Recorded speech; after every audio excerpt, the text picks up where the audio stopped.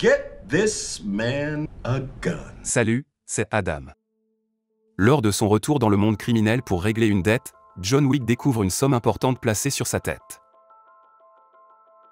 N'oubliez pas de souscrire. Le film commence avec John Wick engagé dans une poursuite pour récupérer sa Ford Mustang volée, prise par Abram Tarasov, le frère du défunt Viggo Tarasov. Pendant ce temps, Abram ordonne à ses hommes de se préparer à une confrontation avec John. L'un de ses hommes, affichant une confiance excessive, sous-estime John et suggère qu'il risque tout pour une simple voiture. Abram, cependant, précise qu'il ne s'agit pas de n'importe quelle voiture, c'est celle de John Wick. Il propose de rendre la voiture à John. Abram explique le type d'homme avec lequel ils ont affaire, en racontant comment John a déjà tué le neveu, le frère et les hommes de main d'Abram à cause de cette voiture et du chiot. L'homme suggère d'éliminer John, mais il est informé que John Wick est un homme de détermination extrême, d'engagement et de volonté pure. Il a même tué 3 hommes avec un simple crayon. Tarasov souligne qu'ils ont affaire à un tueur extraordinaire et hautement respecté dans le monde criminel.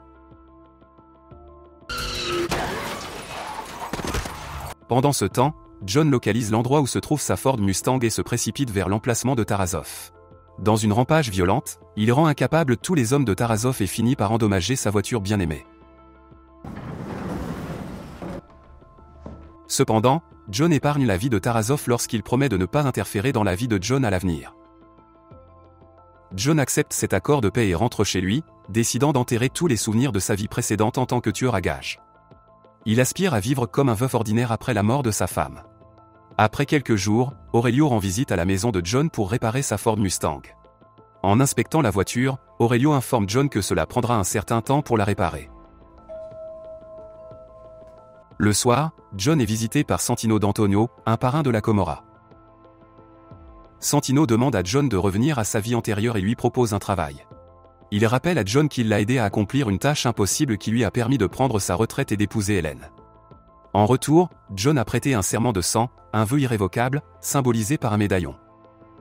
Santino présente maintenant le médaillon pour exiger les services de John.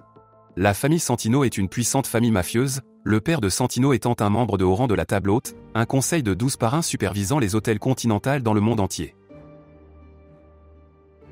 Malgré cela, John est réticent et informe Santino qu'il a tourné la page de sa vie passée.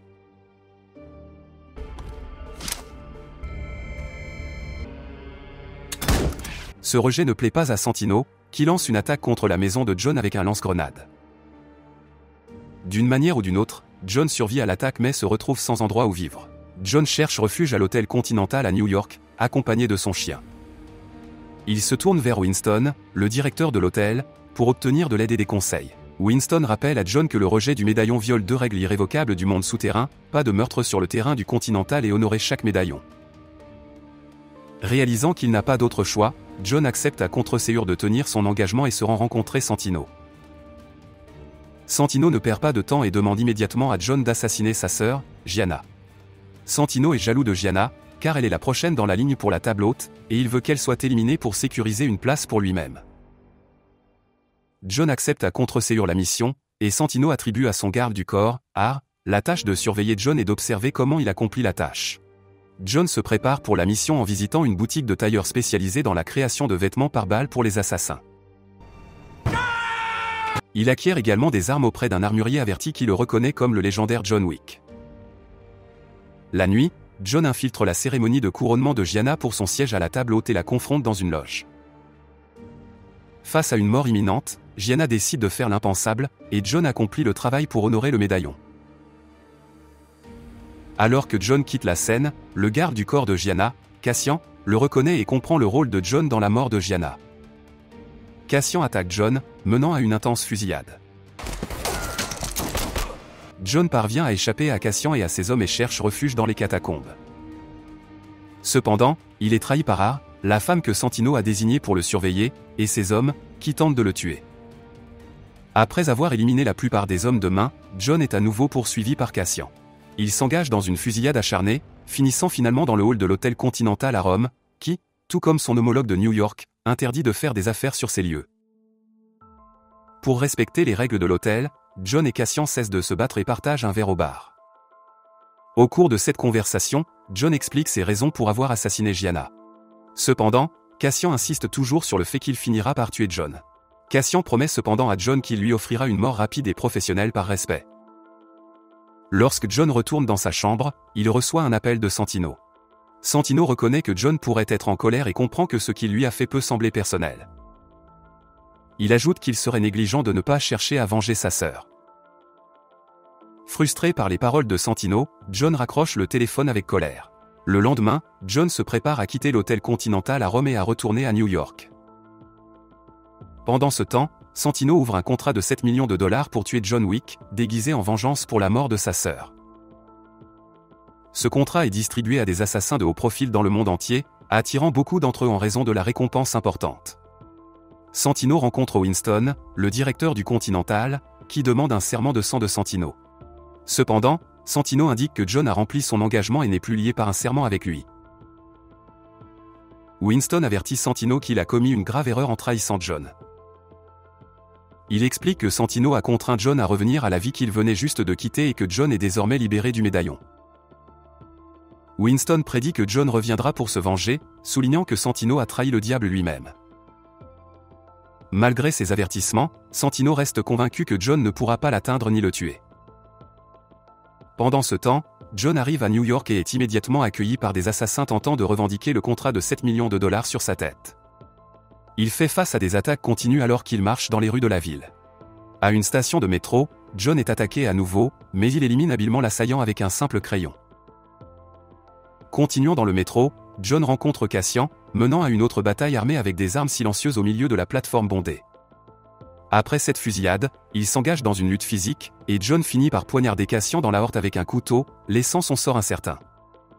Cependant, John lui-même subit de graves blessures. Cherchant de l'aide, John rencontre un mendiant et lui donne une pièce d'or en échange d'aide. Grâce à l'aide du mendiant, John parvient à quitter le métro. Toujours dans le besoin d'aide, John se rend chez un parrain du crime souterrain connu sous le nom de Bowery King. Les associés du Bowery King soignent les blessures de John, et John demande des informations sur les lieux de Santino ainsi que des armes. Le Bowery King questionne pourquoi il devrait aider John, auquel John répond que si Santino obtient un siège à la table haute, le Bowery King perdra sa position et ses ressources, et son réseau souterrain sera compromis. Get this man a gun. Réalisant la validité des arguments de John, le Bowery King décide de l'aider, lui fournissant une arme contenant seulement 7 balles, une pour chaque million du contrat. Il dirige John vers un musée d'art où Santino organise une gala. Armé de munitions limitées et d'informations sur la localisation de Santino, John se rend au musée et commence à éliminer les hommes de main de Santino. Il poursuit sans relâche Santino à travers le musée, éliminant ses gardes restants. Cependant, la chance de Santino tourne lorsqu'arrive à la scène. Santino saisit l'opportunité et parvient à s'échapper pendant que John est occupé avec les autres hommes de main. John élimine rapidement les derniers hommes de main de Santino, les éliminant tous. John se retrouve finalement face à face avec Har, et les deux s'engagent dans un combat physique acharné. Après une bataille brutale, John triomphe et tue Har. Pendant leur combat, Santino profite de l'occasion pour fuir vers l'hôtel Continental, confiant qu'il sera en sécurité là-bas en raison de la règle interdisant les meurtres sur les terrains du Continental. Après un certain temps, John arrive au Continental et demande à Sharon où se trouve Santino. Sharon, ne voulant pas provoquer la colère de John, révèle l'emplacement de Santino.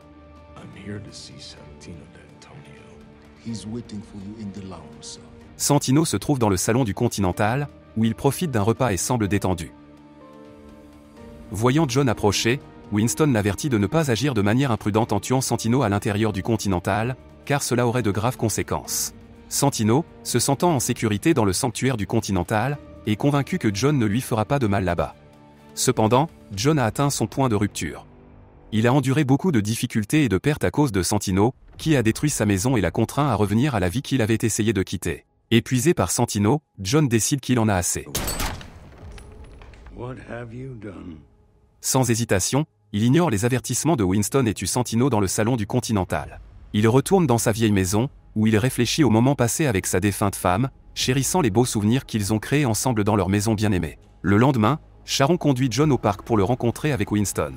La violation des règles du Continental par John l'a conduit à faire face aux conséquences. Winston l'informe que la table haute a doublé la valeur du contrat sur sa tête et l'a distribué à l'échelle mondiale en raison de son meurtre de Santino sur les terrains du Continental. Winston déclare John excommunicado, coupant tout son accès et ses privilèges aux ressources souterraines. John sait qu'il est entouré d'assassins prêts à le tuer à tout moment. Cependant, Winston accorde à John une heure d'avance et lui fournit un marqueur pour une utilisation future. John fait clairement savoir qu'il est prêt à affronter quiconque viendra après lui, jurant de les tuer tous. Sur ce, John quitte le parc avec son chien. Winston passe un appel pour activer l'excommunicado de John dans 1 heure. Alors que le contrat est activé et que les téléphones commencent à sonner tout autour de lui, John commence à courir, préparant le terrain pour ce qui l'attend. C'est là que se termine le film. Si vous êtes intéressé par ce genre de film, veuillez passer à la vidéo suivante à l'écran et partagez également vos réflexions sur ce film dans les commentaires. Mettez un j'aime et abonnez-vous. Au revoir.